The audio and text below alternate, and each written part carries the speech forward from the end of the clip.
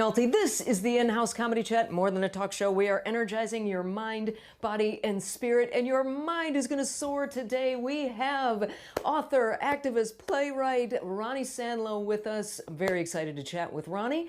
Don't forget to stick around after we talk with Ronni. We're going to take a walk on the beach. That's right. You and I, we're going to start the weekend off right. We're going to get up and we're going to walk in place. We're going to go right downstairs there. And Cher, are you coming this time? Maybe. I don't know. She's doing her nails right now. If they're dry in time, she's going to walk with us. So we're excited about that. But first, my thoughts. And that is our dear President Biden was shuffling up the steps of Air Force One. He was actually kind of jogging up the steps and he slipped like 3 times, and everybody's going crazy. Oh my God, he's a doddering old man, he's feeble, he's daft. They're saying all kind of things. You know what? He's still got a 60% approval rating. What does that say? Okay, he's feeble and daft, potentially thoroughly crazy, but we still like him twice as much as the old guy. Oh, and then this made me cry today, you guys. I saw it. I just turned on the computer and I saw this picture. It made me cry. Look at it. Look at it. Look at it. Look at my cute. Whoops, the wrong way. I'm looking. That's Matthew Stafford in a Rams jersey. That's my quarterback in a Rams jersey. And I'm not only crying because I'm going to miss my quarterback, but because I got to buy a new jersey now and they're really expensive. But you know who's even maybe more upset and potentially crying about this? Our new defensive end. Michael Brockers used to play with Jared Goff in Los Angeles, who we just traded for Matthew Stafford for. And when he thought he was still going to be a Ram, he was saying how great Matthew's going to be. Oh, yeah, it's really a level up. That was his phrase. It's a level up from Jared Goff. Well, oops. We just traded for Michael Brockers, so now he's back with Jared Goff and has to explain what the hell he meant by level up. Awkward.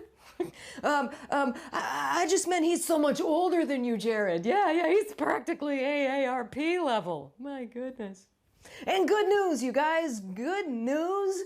In May, I'm going to actually be doing a live comedy show. That's right. If you live here in Los Angeles, anywhere in the Los Angelino area, the Ventura Harbor Comedy Club is opening up again and Rainbow Night is back. I am so excited. There's going to be like 3 people in masks. I don't know. It's going to be reduced capacity, but we're super, super excited about it, which means now I got to go to get a vaccine. Because I'm not going to lie, I was kind of doing the, well, you know, let me just wait and see if all those other people grow a second head before I go ahead and get the shot. But all right, here we go. My guest today, you guys, I am super excited. And I'm wearing the Michigan because my guest today started the very first Gay and Lesbian Center at the University of Michigan. She is, as I mentioned, an activist, an educator, an author. You may have heard her from the film Letter to Anita. She is also an executive producer now on a new film coming out about Jimmy Carter's mother. So here's a little clip from Miss Lillian. It did really shocked me, I don't think. You wanted to be very careful and not really cross her. That would not be a good thing to do. She was a remarkable lady. She was really wonderful because you never knew what she was going to say. Who said, when I look at my children, I wish I had remained a virgin? She would just do it to shock people. And the answer was, you know, Miss Lillian, my mama. We need more Miss Lillians here today. If your mother had written her own eulogy, what do you think she would have said? I lived my life to the fullest. I took advantage of all the talent and ability that God gave me, and I did the best I could. Would you welcome, please, Miss Lillian Carter.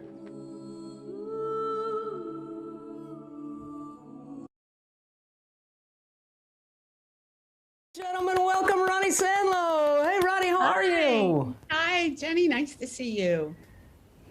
Nice to see you too, my friend. And I mentioned Ventura because you occasionally, I don't know, where are you now? Are you in LA? Are you in Washington? You in Palm Springs?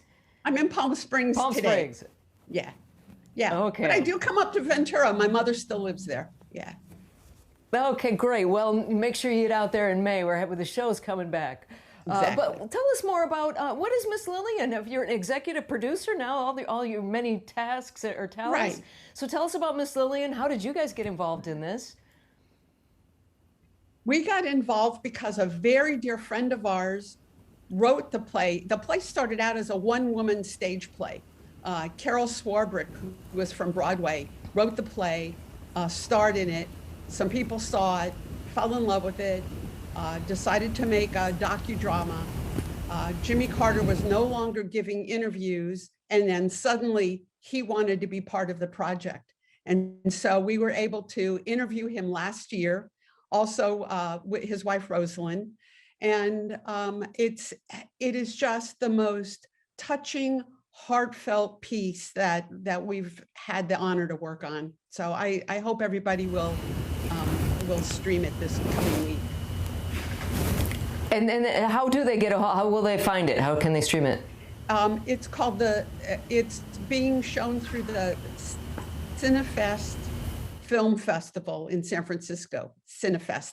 And also on my Facebook page, I have a blurb about it and how to access tickets. Tickets are $3.99, well worth it.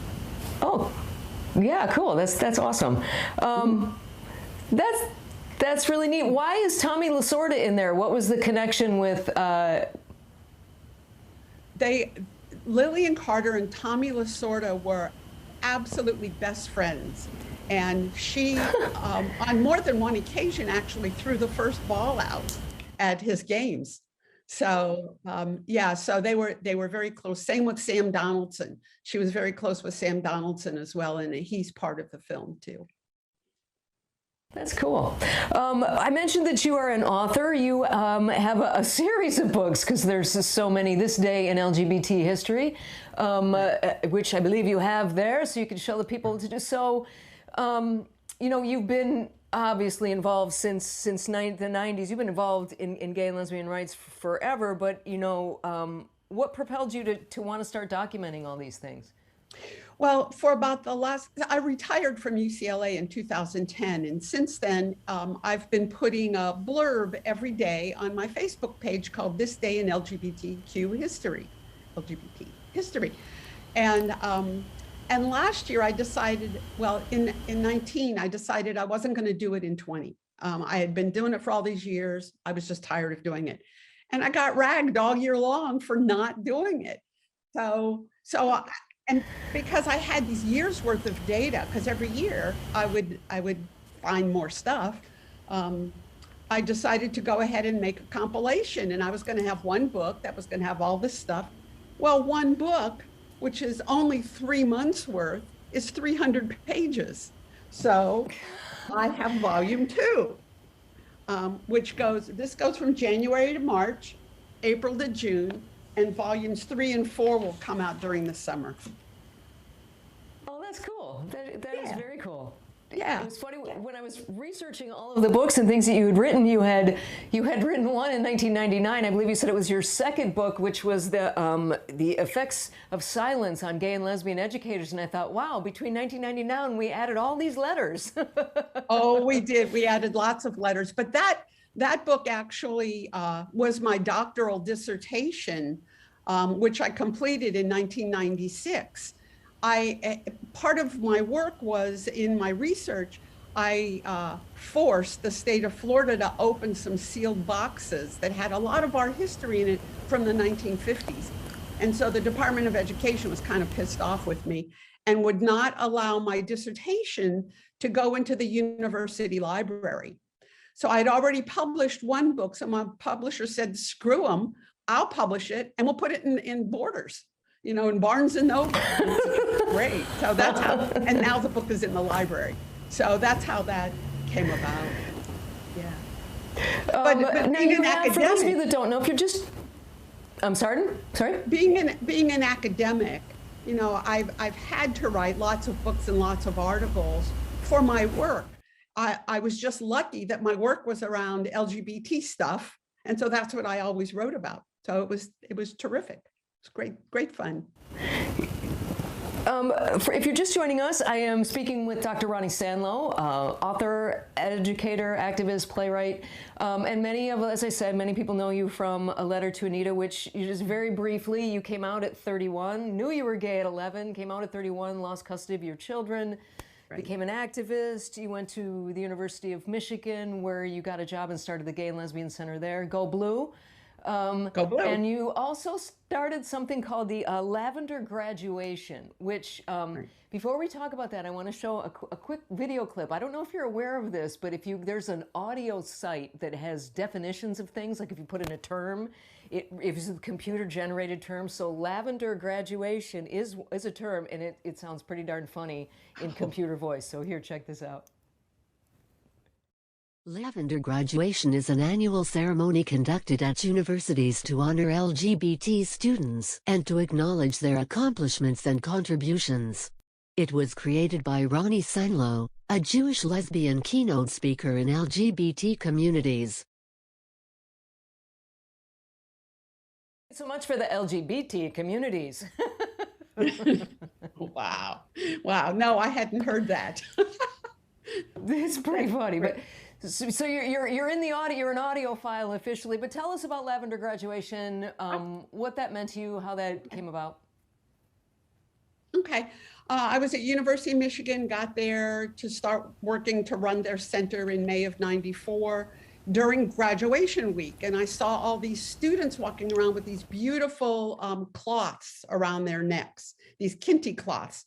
And mostly it was African-American students and Native American students. And I asked them about it. And then I start working and I'm meeting all these students and they're saying, oh, they can't wait to graduate and get the hell out of school because their lives are miserable on campus.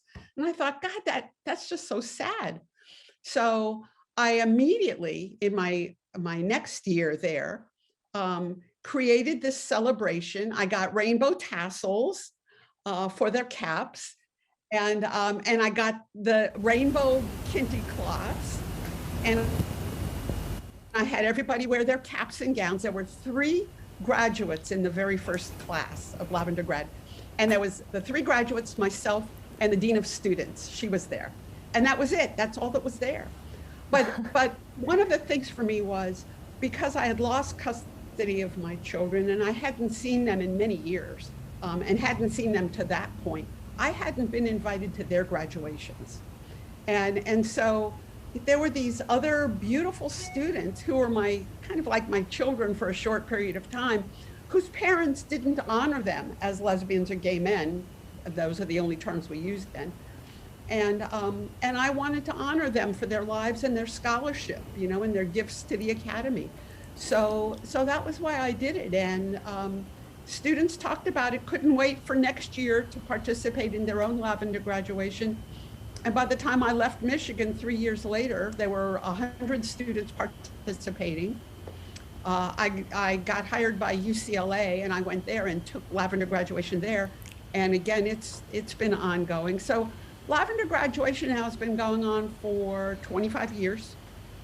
And I am very honored to be able to be the keynote speaker at a lot of them each year. And they're all coming up next month and the month after. So it's just this thing of my heart. It's like the legacy that I leave to LGBT students everywhere, That is awesome. And you're doing something really cool now with younger students. You've written a really cool book, and it's now a play that they were doing virtually called Soldier and the Avatar and the Holocaust.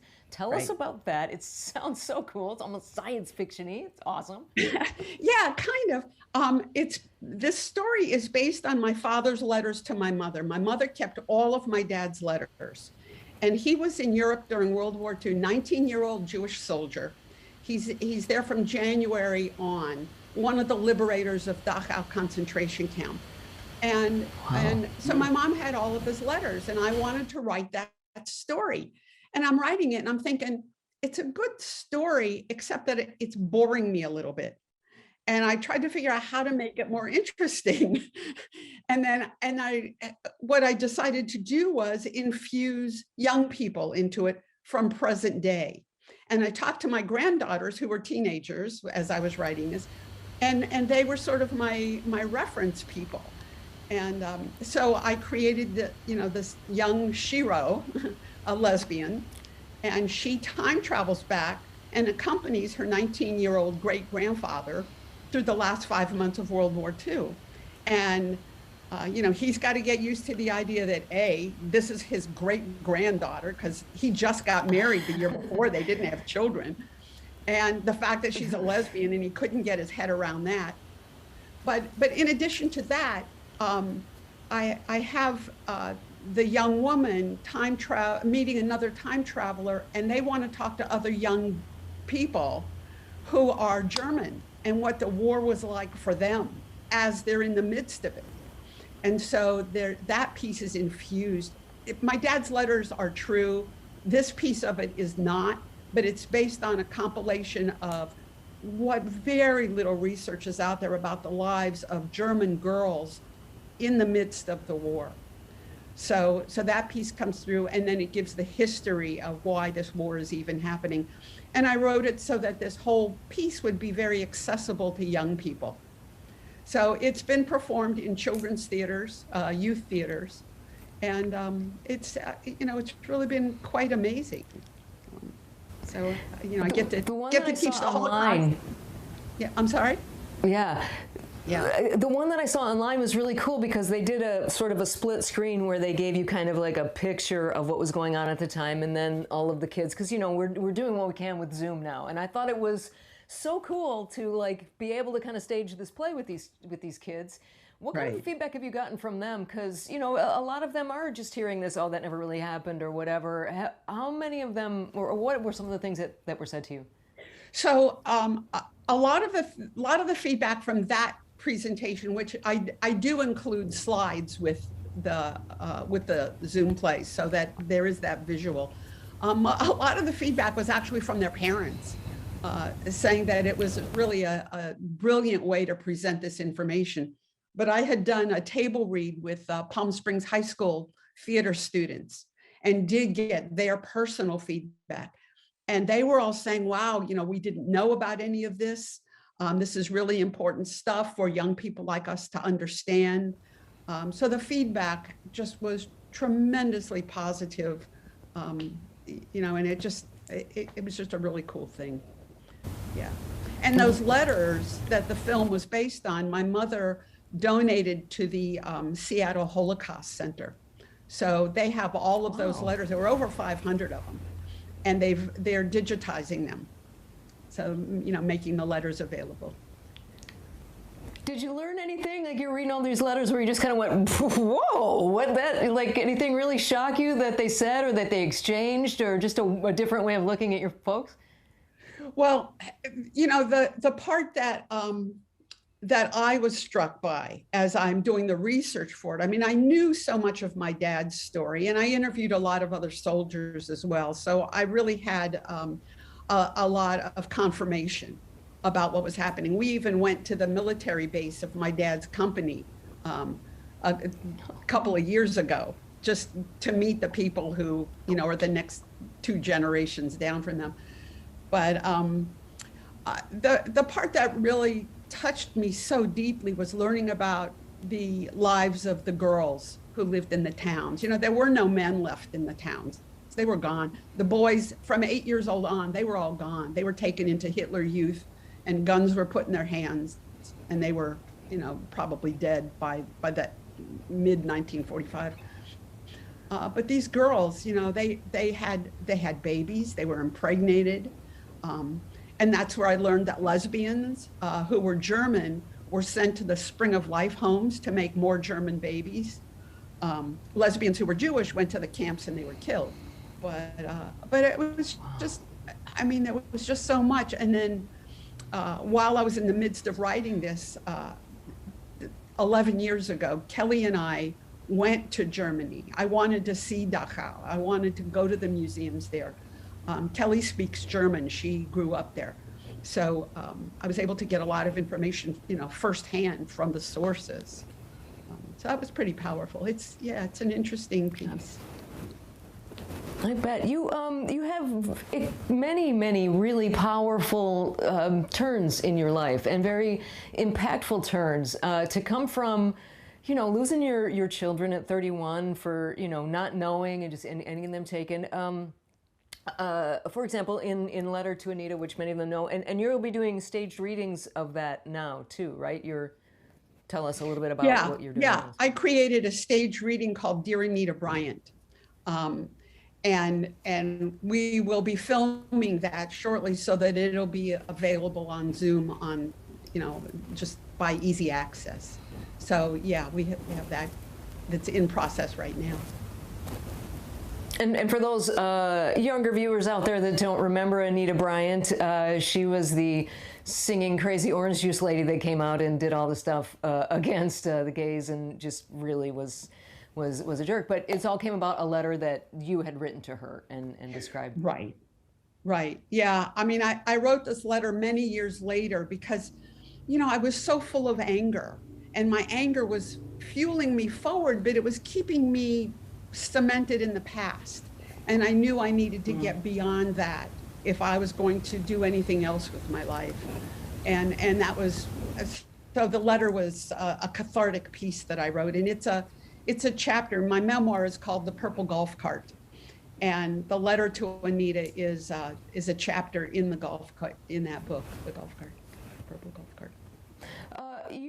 You lost your children. You became estranged from your children. You have there's a happy end to that story, though, right? They're back in your lives now in a good way. And so, what grandbabies and fun things do you have to tell us about? Yeah.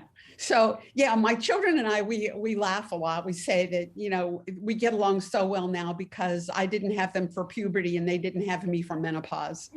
So. So that worked out, and I've got 4 grandchildren. Granddaughter number 1 is pansexual. Granddaughter number 2 is bisexual. Granddaughter number 3 is transsexual, and grandson number 4 has some powerful role models.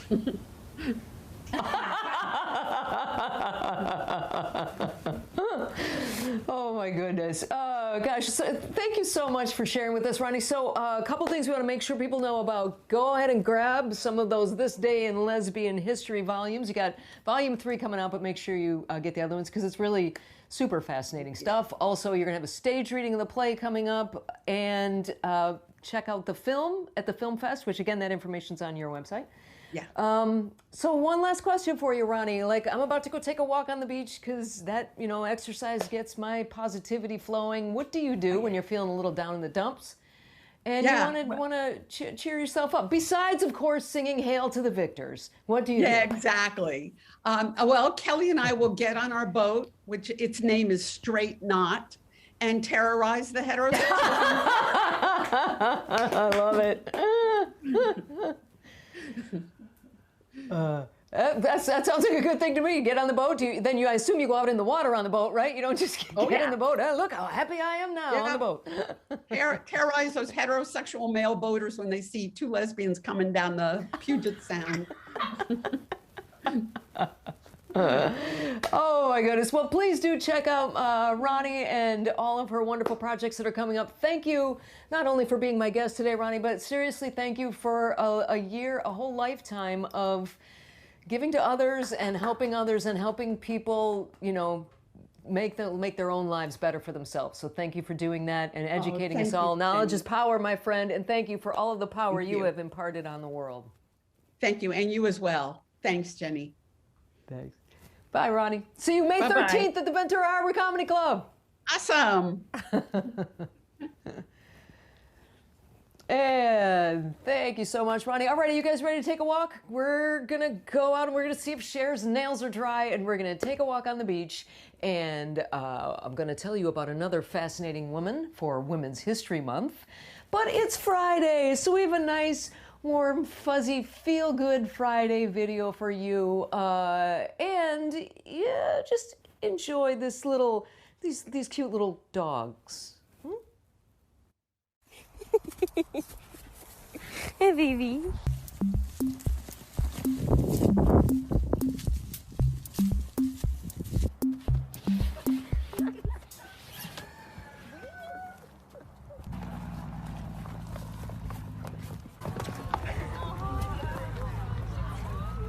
What a friendly boy. What a friendly boy. Oh my goodness. Oh my goodness. Oh my God, kisses. Oh, I want to get kisses. Oh. right, are you guys ready to go? Come on, get up. We've just got some knowledge. Then you just saw cute cow videos. Come on, get up and get walking, get some activity. Did you know? Maybe I've mentioned this before, I'm not sure, but 20 minutes of brisk walking a day can improve your life. It can increase your longevity. It decreases your cholesterol. It's really good for you. I could ramble on for a long time, but you know a 20-minute brisk walk a day can change your life. So get up and get started with me right now. Stand up. I brought you the beach. Cher's nails are dry, but then she chipped one on the way down. Gosh darn it, so she can't be with us today. But one of these days, we're gonna get her walking. But you're walking with me, right? Come on, get up. I'm gonna tell you about another educator. I'm keeping with the knowledge is power theme today. And I'm gonna show you an educator that eventually got an entire college named after her. This is Mary McLeod Bethune. Check it out. And keep walking, walk a little faster. When Mary McLeod Bethune started the school for girls in 1904 with $1.50 and 5 students, it would have been hard for her to imagine what it would become. Today, Bethune-Cookman University sits on 85 acres in Daytona Beach. From a young age, Bethune seemed destined to be an educator. Her parents instilled in her a strong work ethic, and they also encouraged her to get her education.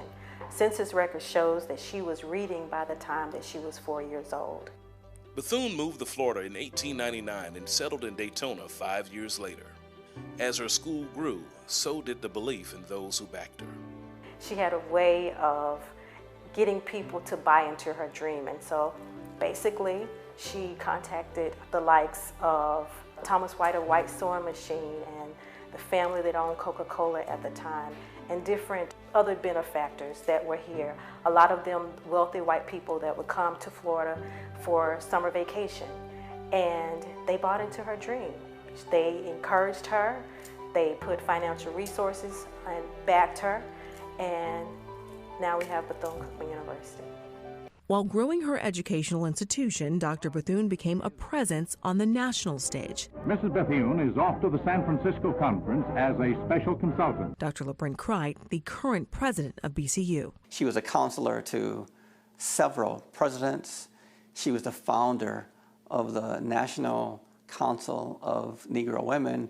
She was the co-creator of the iconic United Negro College Fund, and she just happened to start a great university. Becoming close friends with Eleanor and President Franklin Roosevelt, in 1933, Mary McLeod Bethune created the Federal Council of Negro Affairs. Known as Roosevelt's Black Cabinet, the group advised the president and others after him on a range of issues impacting Black Americans. And in 1945, Dr. Bethune accompanied President Harry Truman to the founding conference of the United Nations. She was the only Black woman to attend. Mary McLeod Bethune is about to be memorialized with an incredibly rare honor. She will be one of the 2 Floridians to represent the state and the U.S. Capitol's Statuary Hall. Mary McLeod Bethune will also be the first African American to represent a state there. Pretty awesome lady, huh? There are wonderful, amazing women out there, and you, if you're watching, if you're an amazing guy watching the show, thank you for watching. But for all my amazing females out there, do something for yourself. Get yourself up and moving. Come on, don't stop now. Get up, it's still time. It will change your life. And, you know, those cute little cows you just saw, maybe this weekend try a plant-based burger. Just a thought. Just see what you like. There's going to be hardly any cholesterol in it unless you get one of the like Impossible burgers, and those would be a good start. Those will be your starter veggie burgers. They're made out of vegetables, but they use coconut oil, so there's a lot of saturated fat in those. But try them, or try like a black bean burger or something like that. There's not only fiber, which is really good for you, but you're going to get a lot of protein out of there. It's really great, and it goes good with fries. It's Fries Day. Thanks so much to you for watching. Thanks you to Ronni Sanlo. Please do check out all of her amazing work. It's really, it's very, very powerful stuff. So check out Ronni Sanlo. I want to thank Sheila for making me look good and directing and all them good little things she's doing over there. And of course, I want to thank you for watching, for watching, for walking along and joining me. Thank you so much. Have a great, fantastic weekend. Go out there and get some exercise, get some fresh air and sunshine. Cyber See Me 1 o'clock on Monday, y'all. Bye.